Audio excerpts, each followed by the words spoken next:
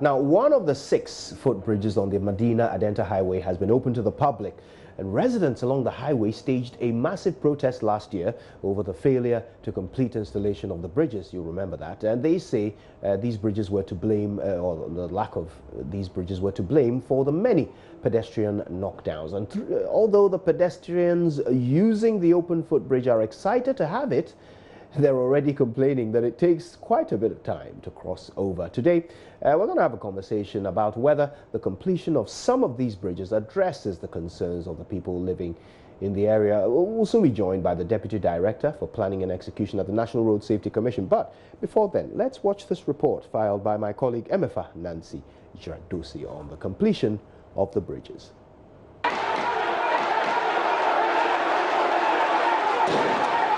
Residents of Adenta protesting in November last year after a student of the West African Senior High School was knocked down.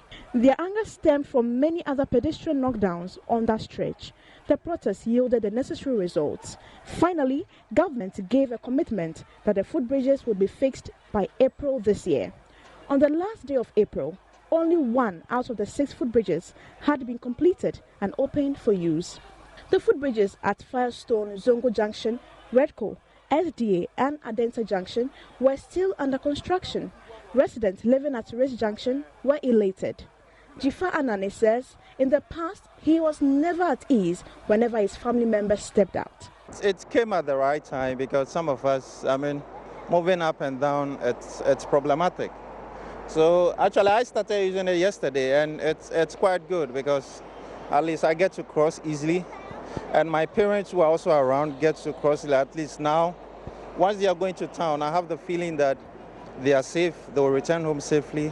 And it's good, it's okay. I met Believe Dovlo carrying a sack of cassava on her head. She was excited about the bridge. I am very excited about the bridge, but because I'm carrying this heavy load, my thighs hurt because the walkway is very long. Godfred Obeng is not too happy with the work done by engineers. This bridge, I will really praise the government for doing this. But my disappointment is on the engineering side. Seriously, they are doing this thing to help the disabled. But how can you help a disabled with this thing? Imagine somebody climbing about 200 meters, using crutches to climb these 200 meters. Even for the funny thing is, this side is even longer than, when you calculate, it's twice the overhead. So both sides, you are just crossing the road 5 times for crossing one bridge. But the engineer Enoch Enyimedu says the structure was designed to best suit persons with disability. The reason for this is that, this bridge is disabled friendly, right? And you realize that for them, most of them, they use wheelchairs and some use the walking sticks and all. If we are supposed to make this shorter, that means we are going to have a very steep ramp. That will be very difficult for them to access the footbridge and cross to the other side. The footbridge, when completed, will halt the practice of pedestrians competing with speeding vehicles. The question then is, when will the 5 be finally completed?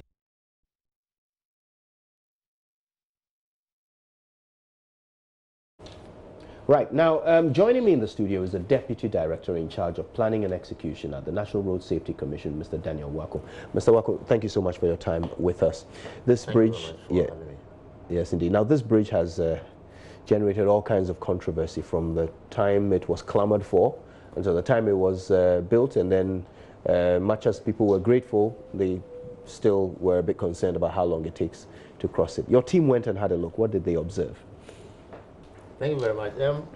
We observed that the bridge was almost near completion, so we decided to go and have a look at what is going on.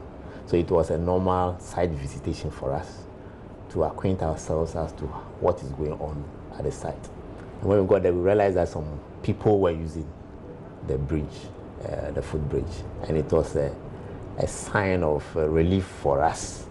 And a few people that we interacted with testified that it has solved a safety problem, and that was the main concern of putting up these footbridges. How can we get people from one side of the highway to the other side safely. Yeah.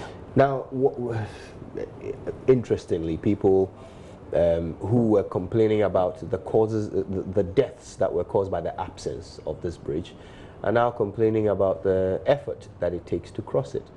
National Road Safety Commission has observed the design of the walkway. What is your technical position on it? A lot has gone into the design of these footbridges.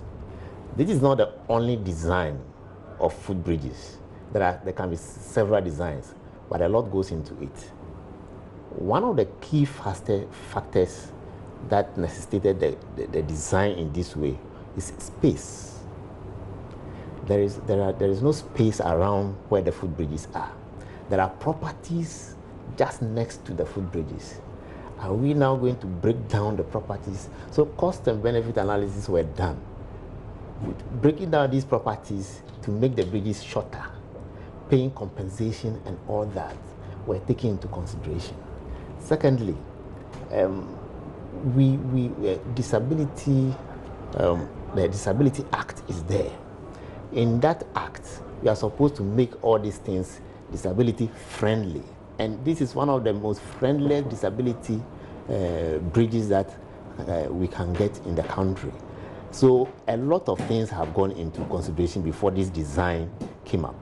Let me also state here that these bridges, they are still work in progress.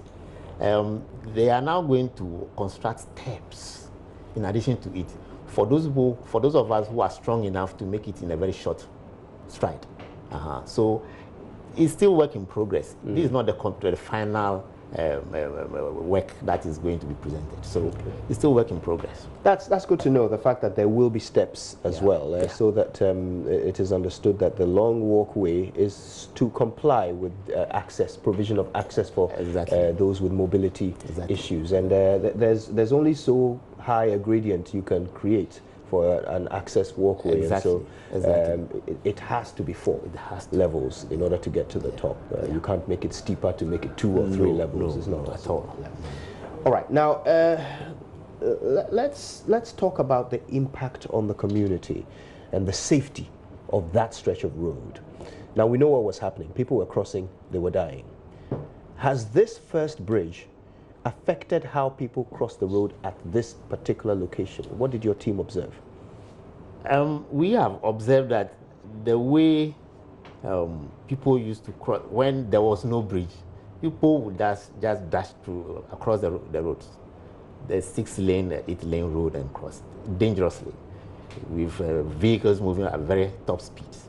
But now we have observed that people are climbing and using the bridge. In fact, we have even seen school children climbing this, and it's a sign of relief.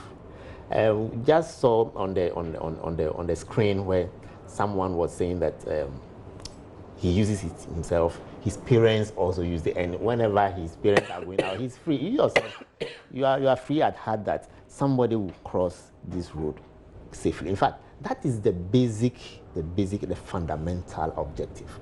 How do we make sure that people cross these roads safely? We all know the genesis, the beginning of the agitations and all that.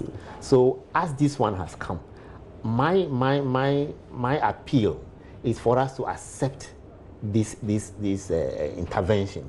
It's a very good one because it provides safety, and that is the fundamental one. Crossing this 6-lane road where vehicles are traveling at very high speeds is dangerous. It has been dangerous. We know what has been happening there. This thing has come. We should accept it, embrace it, and use it and protect our lives. Well, I can't thank you enough for your time with us, Mr. Wako, and we hope your commission keeps an eye on the work. Yes, we are coming up. We will be educating the public on even how to use the bridges and all that. So they should expect more from us as we move along. All right, that's wonderful. Thank you so much for your time.